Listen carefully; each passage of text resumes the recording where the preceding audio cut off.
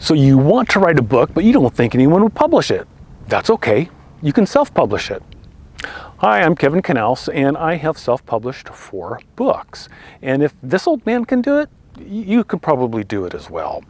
And so I'm just going to go over kind of the different steps and things that are kind of important so that you can understand the process and then decide if that's something you want to get into. The first step, the most important, is the content of your book, whether it's fiction or nonfiction. Having good content is very important if you were trying to sell the book. Now, you may be creating a book for family members, and that is absolutely okay as well. You can still do a self-publishing for limited distribution. Heck, sometimes half the books I have printed, I just give away, and then some of them get sold. We aren't writing and self-publishing a book to get rich. And if that is your intention, maybe you should trade in cryptocurrencies because you probably have a greater probability of getting rich from that, Bitcoin. But if you are a talented writer, then someone will see your work and pick you up and publish it. But for the rest of us, we're going to do the self-publishing thing. So a lot of writing. If your book has a lot of photos, you need to learn how to handle those within a program because you need a higher resolution for photos you're going to be putting in a book, about usually 300 dots per inch. So, and then you have to write captions for those photos. But the main thing I'm trying to stress here is that you are creating this content that is important to you and hopefully other people. So you want to do your very level best, and it will be what it will be. Something that can greatly help the readability is if you hire an editor. And that is a big expense. It can be a stop right there. I can't afford that. And maybe you can, lean on a friend or a family member to give you critical feedback on how the book flows and what is awkward. But an editor picks up on the grammar and punctuation. And that can be very important. You kind of polish the book so people, when they read it, oh, okay, yeah, this person put some thought into it. Or mainly, they don't have to think about reading it. Now, I have bought books that were just an absolute mess from a self-publisher. But I still bought the book because there was still valuable content in there that I wanted. So you can still sell the book, even if you don't have a good editor to kind of polish it off. But definitely it is worth considering to set some money aside when you're ready to hand it off to a publisher. And then you get it back and you get to go back and say, okay, all right, I can see all the mistakes I made, I'll accept them. Another issue that's probably already in your mind and when you're thinking about writing the book is the format of the book. Now, for one of my books, I went with 8.5 by 11, so I'm talking about printed paperback books here. And I wanted 8.5, 11 because I had photos in it, and I wanted them as big as possible, and I did 2 columns for the text. And all of that is important because you need to set up your word processing program to handle that. I mean, you can get a lot of content done, you can get all your pictures and everything, but eventually you're gonna have to stick it into a word processing program. And if you already kind of understand the format that you want to do it in, then you can set up that word processing. And gosh, just learning Microsoft Word is a challenge in itself sometimes. There's things that I always trip over and I have to go back and figure out, how did I do that again? It has nothing to do with writing and everything to do with self-publishing. And you'll become familiar with that if you're dedicated and push the project through. Of course, what you'll also be looking at are who are the different self-publishers. Kindle Direct Publishing, Apple has one, Smashwords, Draft to Direct, and there's some others. And you'll want to look at those websites and see their criteria and how you need to upload a manuscript because they will all have all of their stuff printed out.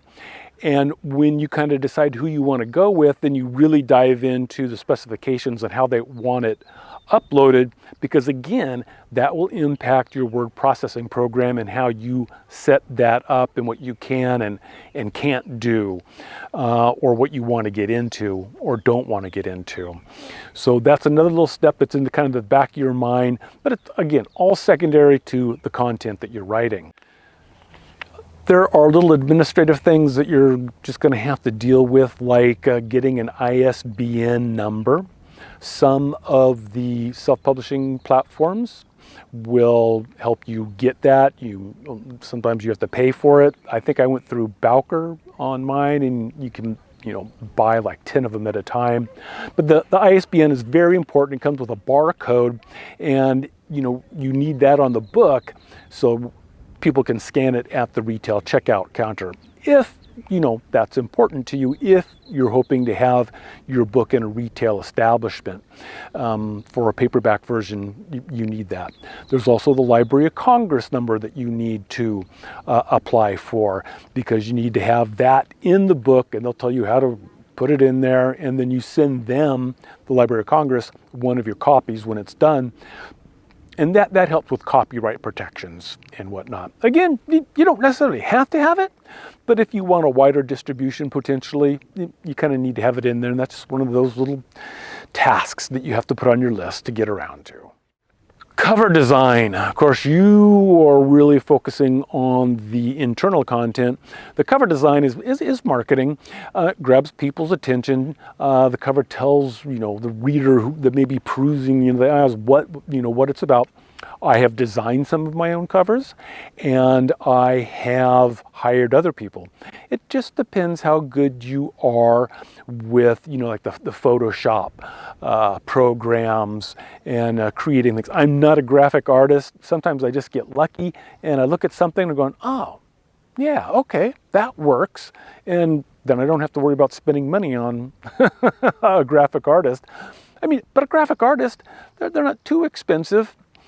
And it can really make or break a book with a good cover in a retail situation.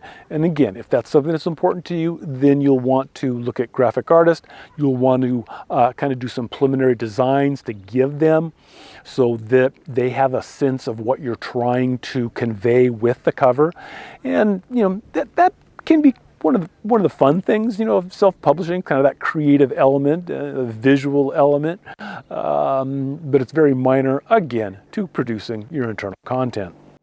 Marketing is probably the weak spot for most authors and self-publishers.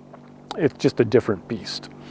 With marketing your book, you're going to probably need a website. Those can be very minimal and very low cost. Social media, Instagram, Facebook, YouTube can be of value. I do speaking events, but I write about history, so sometimes there's local organizations, and that's where I sell a lot of my books, is at speaking events. But again, you may not be publishing your book for a retail market. It may just be for your town or for your family, and that is okay. But if you do want to try and get it out to a wider market, you have to think about the marketing aspect of the book, who you're going to contact. Maybe there are some local bookstores that might consider selling your book. I've got my book in a couple of little museum stores, so that all helps, because if you can sell some books, it helps defray the cost of actually producing it. And finally, there is distribution of the book. That's the nice thing about so many of the new online self-publishing formats. The on-demand paperback version, and of course the ebooks are just click it and it's down on your Kindle or your iPad. But if you are like me, and you like to have a physical thing in your hand, then the on-demand paperbacks are just really cool. They'll create one paperback that someone orders and send it to them. I do have one book where I kind of stock them and people can buy it off my website, but it's just nicer to have someone else handle it, because there's other things I would rather be doing, like going to the library or the archives and doing research as opposed to sending out books. It is always a nice affirmation when someone, buys a book off of your website. It's like, yeah. But at the other time, it's kind of like, now I need to go to the post office. So, double-edged sword. But that's what comes with self-publishing. So if I have not scared you off to the whole process, you just need to create your content. You can be as much of a perfectionist as you would like. You do need to be concerned about spending too much time on too many little small details that in the big picture, the cost is greater than the benefit. But this is your book. This is your work of art. And you can write a book in kind of like painting a painting, and you can stick it in the closet and no one can see it. Or you can do the self-publishing and get it out there on kind of a wall. And someone will look at it. Maybe they won't care. But it may be very valuable to someone. Maybe while I'm alive, someone values my book.